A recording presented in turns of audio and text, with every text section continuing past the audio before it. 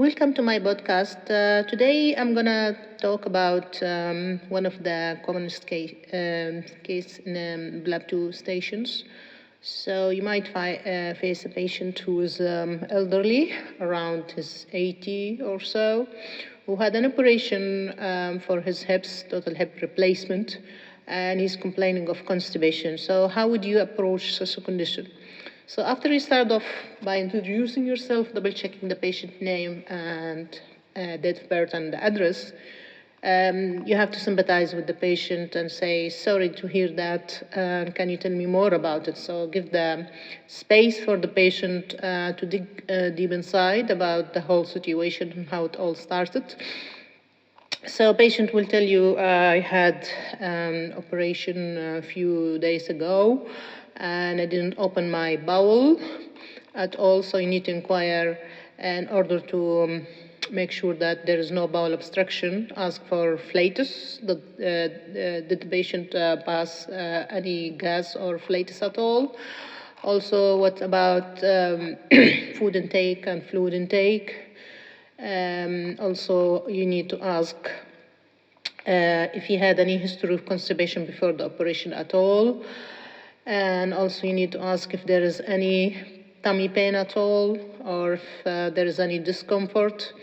Also, another thing to ask about if you are suspecting intestinal obstruction, apart from asking about the flatus, you need to ask if there is any vomiting at all. Also, if there is any pain in the area. Maybe he has some pain, which could point out to anal fissure if he had chronic constipation. Also, if there is any bleeding at all, if there is a fresh blood, this will rule out biles. You need to ask also in this kind of age if there is history of recurrent constipation, or if there is any discomfort or a mass felt at all. So you need to ask about also any recent weight loss. What's the patient appetite like? Also, you need to ask if there is any feeling of emptiness, which is called tenesmus. So this is another sign if you want to rule out any possibility of sinister conditions like cancer. Also, you need to ask about if the patient taking any medication currently, like codeine, which could participate and trigger the symptom of constipation. Because basically, as we started off, that this patient had a recent total hip replacement, so maybe he's taking any codeine painkiller, and this could, of course, increase constipation. When you have asked all the questions around the constipation, you need to, of course, to ask about any other current conditions, like, for instance, thyroid, diabetes, any history of bowel problem before. Also, if there is any history of family member with this kind of problem. Also, you need to inquire at the patient food, like if he's taking vegetable, fruits, or he's just taking, junk food or sugary thing. Also, ask the patient if he's physically fit, if he's walking, if he's trying to be physically active. After asking all of that, you need, of course, to examine the patient. So you will ask the patient, would you be kind if I examine you and I'm going to have a chaperone with me? So you will start off by checking the observation. And then locally, you need to examine the tummy, see if it's soft, if it's lax, and if there is any tenderness, if there is any mass felt.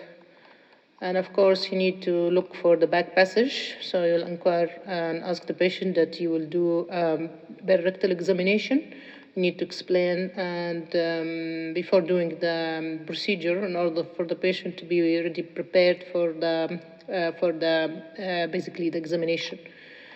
And from there, then you will agree with the patient the management plan. Of course, the management plan is according to the situation. So, if, as we stated in this case, it's total hip replacement.